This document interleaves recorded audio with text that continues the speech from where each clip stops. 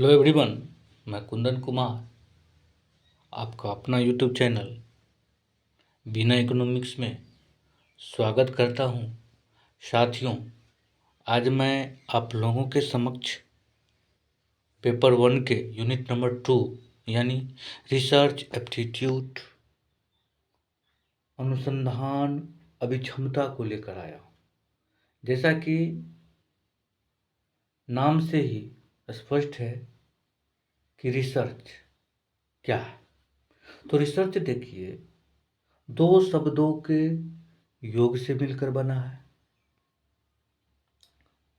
री plus search.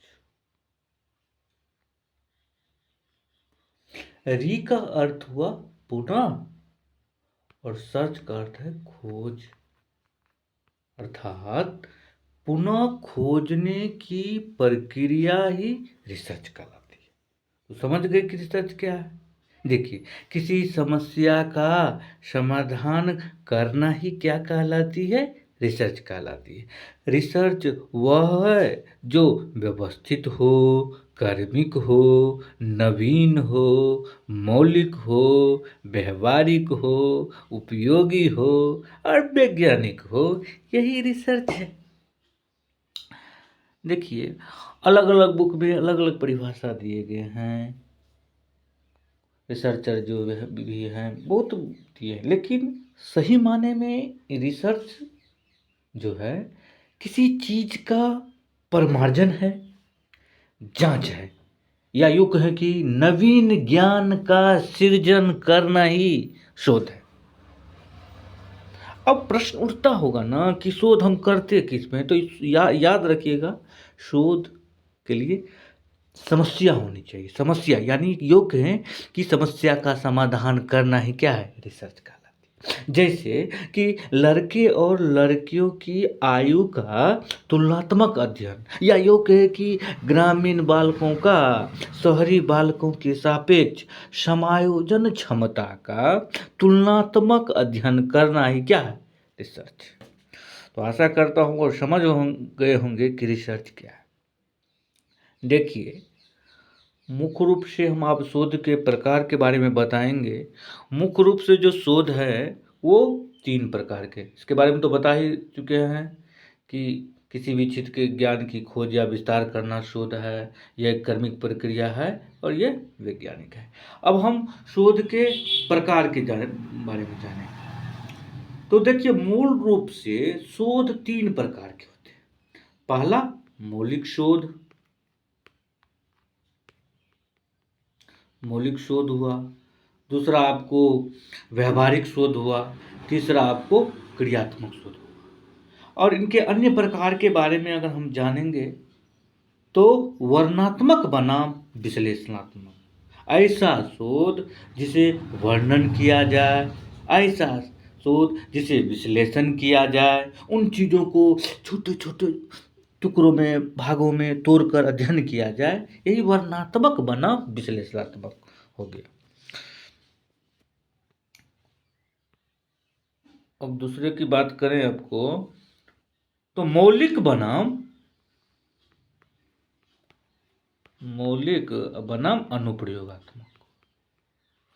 तो ऐसा शोध जो एकदम प्योर हो, यानी जिसमें मौलिक बेसिक, जिसमें नई चीजें निकल कर आ जाए, इस पर कोई बाह्य प्रभावित नहीं करता है, इसमें नवीन ज्ञान की खोज होती है, जो हम व्यवहारिक जीवन में यूज करते हैं, वही क्या कहलाती है, अनुप्रयोगात्मक शोध यानी कहलाती है। तो मौलिक शोध जो है वो आपको विज्ञान के क्षेत्र में ज़्यादातर आपको देखने को मिलेंगे।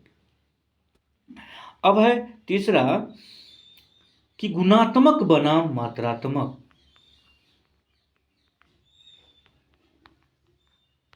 गुणात्मक और मात्रात्मक।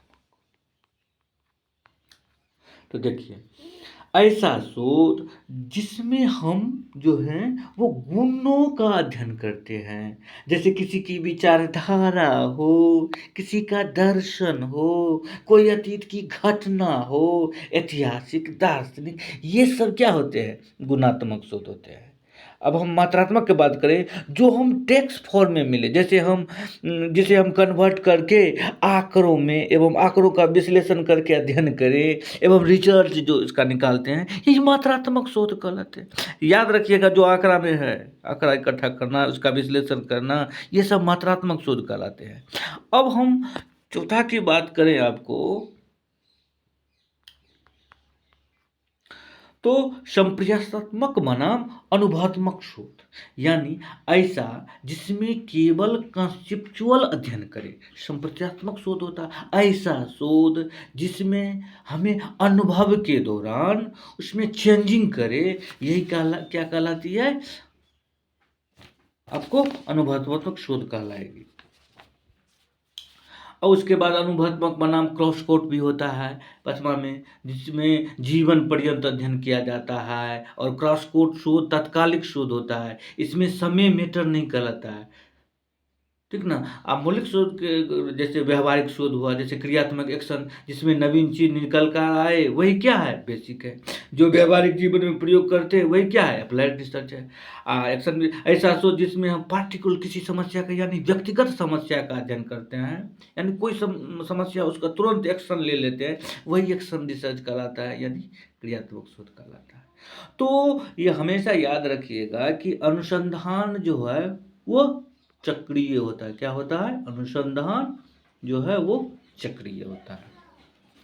अनुसंधान के इसके बाद में हम प्रकार के बारे में बता ही दिए, इसके बाद में हम विशेषताओं के बारे में जानेंगे, शोध के चरण के बारे में जानेंगे।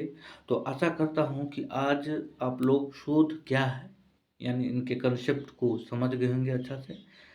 तो आगे की वीडियो का इंतजार करें, हम जल्द ही आपको लेकर आएंगे। Thank you for watching this video.